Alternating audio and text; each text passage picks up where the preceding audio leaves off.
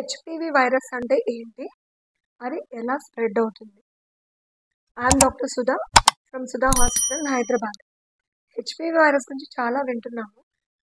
The full form ఏంటంటే human papilloma virus. ఇది ఒక డిఎన్ఏ వైరస్. సో ఇది సెక్షువల్ కాంటాక్ట్ ద్వారా ఒకరి నుంచి ఒకరికి ట్రాన్స్మిట్ అవుతూ ఉంటుంది. అయితే ఇది ఎటువంటి మార్పులు గురి చేస్తుంది బాడీలో అంటే లేడీస్లో అయితే కనుక సర్విక్స్ మీద ఉండే సెల్స్లో ఈ హెచ్పివి వైరస్లో కొన్ని ప్రోటీన్స్ ఫామ్ అవుతాయి. E6, E7 అని ఆంకో ప్రోటీన్స్ ఫామ్ అవుతాయి. ఇవి వెళ్ళి మన నార్మల్ సెల్ సైకిల్ అంటే మన నార్మల్ సెల్ డివిజన్స్లో ఉండే ట్యూమర్ సప్రెసర్ జీన్ని ఇవి వెళ్ళి అబ్స్ట్రక్ట్ చేస్తాయి అన్నమాట.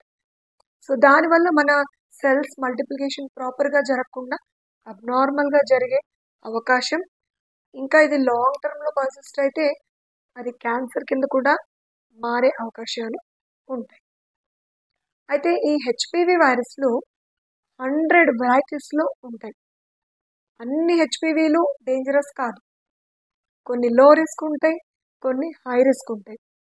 అయితే హై రిస్క్లో కూడా 16 అండ్ 18 టైప్స్ మాత్రమే ఈ క్యాన్సర్స్ని కాజ్ చేసే అవకాశాలు ఉంటాయి. అందుకనే హెచ్పివి వైరస్ వచ్చిన ప్రతి ఒక్కరికి క్యాన్సర్ వస్తుందని ఏమీ లేదు.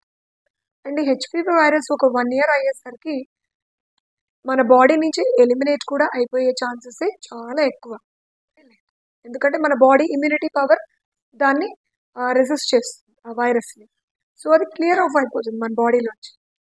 ఎవరికైతే అది అలా పర్సిస్టెంట్గా ఉండి and high risk types attack అయ్యి అది కూడా మోర్ దాన్ 1 year అలాగే ఉంది బాడీలో అండ్ ఇది సెల్స్లో చేంజెస్ని తయారు చేసి ఇటువంటి మార్పులు జరుగుతాయో వారికి మాత్రమే అది క్యాన్సర్ కాజ్ చేసే అవకాశాలు ఉంటాయి.